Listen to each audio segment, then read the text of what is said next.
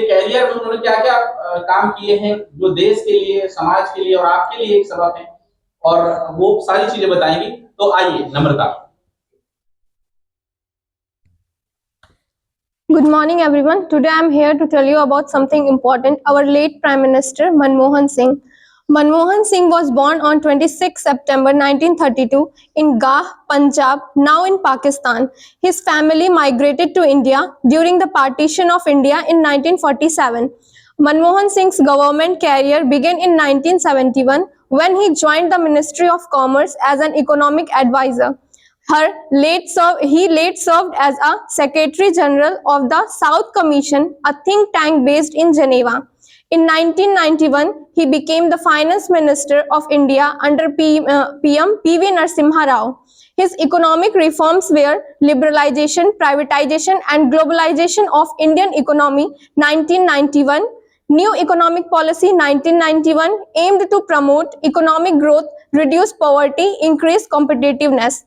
His policies were National Rural Employment Guarantee Act, NREGA 2005, provide a guarantee of 100 days of employment to rural households. Right to Information Act, RTI 2005, empowered citizens to seek information from government departments, promoting transparency and accountability. National Rural Health Mission 2005 to improve healthcare services in rural areas. Jawaharlal Nehru National Urban Renewal Mission 2005 to improve urban infrastructure and services. International initiatives were India-US Nuclear Deal 2008, allowing India to access civilian nuclear technology. Other works were Economic Survey of India 1990 to 1991, Report of the Committee on Financial Sector Reform 1991. Other challenges and criticism were corruption scandals, including the 2G spectrum scams and the Commonwealth Games scams, slow pace of economic reforms, inflation and rising food prices, criticism of being a weak PM.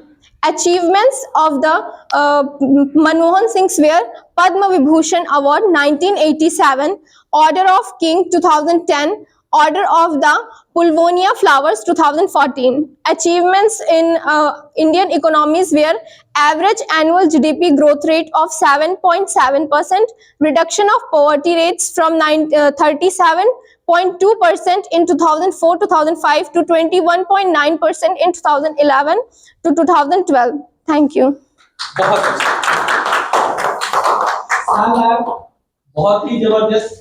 आपने नम्रता सिंह को भी सुना, आपने जो है अस्मिता को भी सुना, आरती को भी सुना। अब हमारे बीच एक हमारी स्टूडेंट और हैं, हमारा साधना Gupta.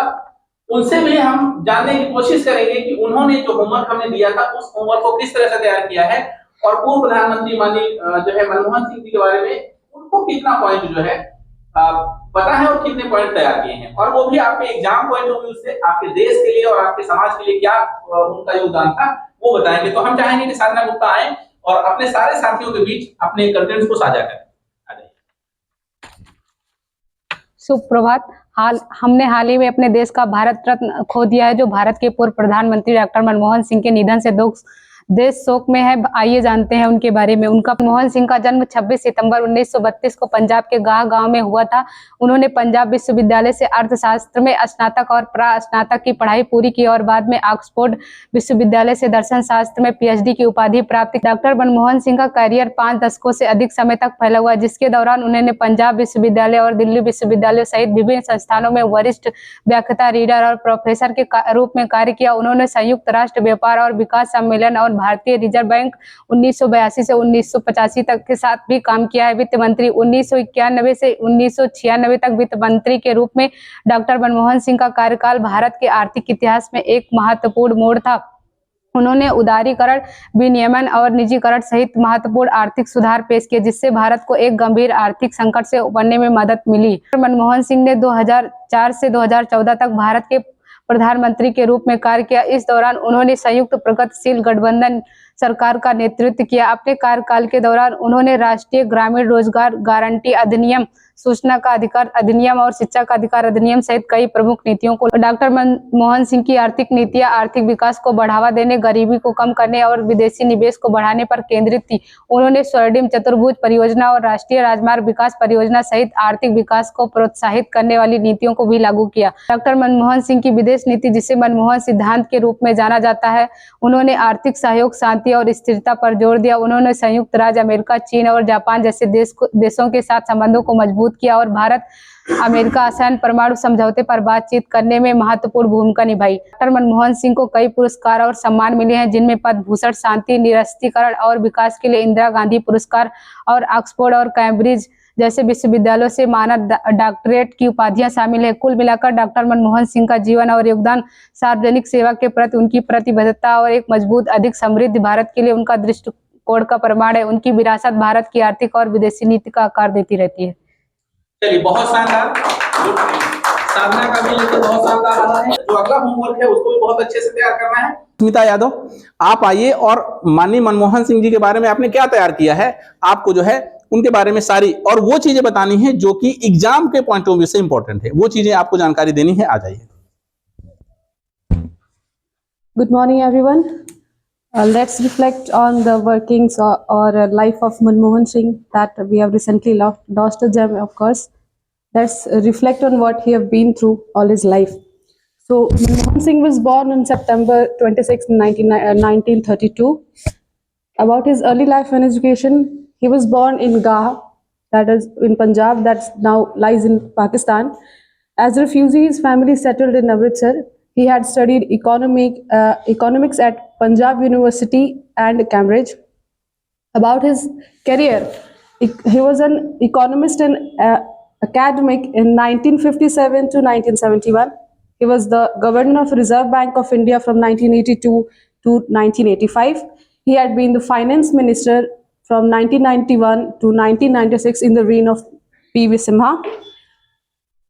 In the time of P.V. Simha, and he was the leader of opposition in 1998 to 2004. He had been the 13th Prime Minister of India during 2004 to 2014. About his achievements, he had economic reform in 1991, liberalization and globalization and privatization, high GDP growth rate that was 8 to 9%, rural development initiative that is NREGA, education and healthcare reform in 2005, and nuclear deal with the US in 2008. About his personal life, he married to Gursharan Kaur. He had 3 daughters, Upinder, Daman and Amrit. Manmohan Singh's tenure marked significant economic growth, social progress and global recognition, earning him as respect as India's reformist Prime Minister. Thank you.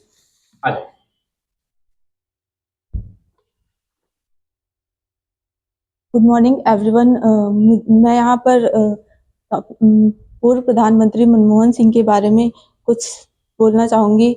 Manmohan Singh का जन्म पंजाब प्रांत के गांव में 26 सितंबर 1932 को गुरमुख सिंह और अमृत कौर के घर जन्म में हुआ था। 1948 में पंजाब की अपनी मैट्रिक की पढ़ाई उन्होंने पूरी की। उसके बाद उन्होंने 1957 में ब्रिटेन के कैम्ब्रिज विश्वविद्यालय में अर्थशास्त्र में प्रथम श्रेणी ऑनर्स की डिग्री हासिल की। इसके पश्चात 1962 में ऑक्सफोर्ड विश्वविद्यालय के नाफील्ड कॉलेज से अर्थशास्त्र में डी.फिल की उपाधि प्राप्त की। उन्होंने अपने करियर की शुरुआत पंजाब विश्वविद्यालय और प्रतिष्ठित दिल्ली स्कूल ऑफ इकोनॉमिक्स के संकाय में अध्यापन से की। उन्होंने UNCTAD सचिवालय में भी कुछ समय तक काम किया और बाद में 1987 से 1990 के बीच जिनेवा में साउथ कमीशन के महासचिव बने। 1971 में भारत सरकार के वाणिज्य मंत्रालय में आर्थिक सलाहकार के रूप में शामिल हुए। 1972 में वित्त मंत्रालय के मुख्य आर्थिक सलाहकार के रूप में उनकी नियुक्ति हुई। उन्होंने कई सरकारी पदों पर काम किया। इनमें वित्त मंत्रालय के सचिव, योजना आयोग के उपाध्यक्ष, भारतीय रिजर्व बैंक के गवर्नर जो कि वो 1980 से 85 के मध्य रहे, और प्रधानमंत्री के सलाहकार और विश्वविद्यालय अनुदान के आयोग के अध्यक्ष पद भी शामिल हैं। 1991 में पीवी नरसिम्हा राव सरकार की वित्त मंत्री के रूप में भारत के उदारीकरण के वास्तुकार थे। उस समय भारतीय अर्थव्यवस्था में गंभीर वित्तीय संकट का सामना कर रही थी। देश का विदेशी मुद्रा भंडार खतरनाक रूप से निम्न स्तर पर था, जो मुश्किल से 2 सप्ताह के आयात का भुगतान करने के लिए पर्याप्त था। उन्होंने अर्थव्यवस्था को ढहने से बचाने के लिए विनियमन मुक्त करने की पहल की। 22 मई 2004 को प्रधानमंत्री के रूप में शपथ ली और फिर 2009 को दूसरे कार्यकाल के लिए पद संभाला। उनके कार्यकाल में विशेषकर 2004 से 2009 के बीच देश की जीडीपी लगभग 8% की स्वस्थ दर से बढ़ी, जो मुख्य अर्थव्यवस्थाओं में दूसरी तेज सबसे अर्थव्यवस्था थी। उन्होंने सुधारों पर साहसिक निर्णय लिए और देश में अधिक विदेशी निवेश के लिए महत्वपूर्ण प्रयास किए। विशेषज्ञ उन्हें 2008 की वैश्विक वित्तीय संकट से भारत को बचाने का श्रेय देते हैं। उन्होंने नरेगा योजना 2005 में शुरू की, जिसमें न्यूनतम 100 दिनों के लिए आजीविका की गारंटी दी गई। इस उपाय का ग्रामीण आय और गरीबी उन्मूलन पर गहरा प्रभाव पड़ा। उन्होंने सूचना अधिकार अधिनियम भी लागू किया। उन्होंने एक कानून भी बनाया जिसमें 6 से 14 वर्ष की आयु के बच्चों के लिए मुफ्त और अनिवार्य शिक्षा के अधिकार की गारंटी दी गई, जिससे स्कूल छोड़ने की दर में काफी कमी आई।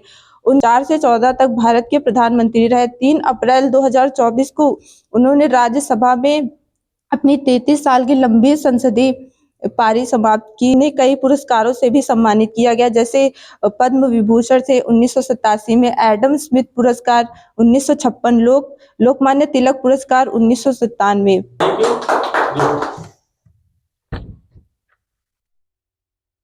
हाँ।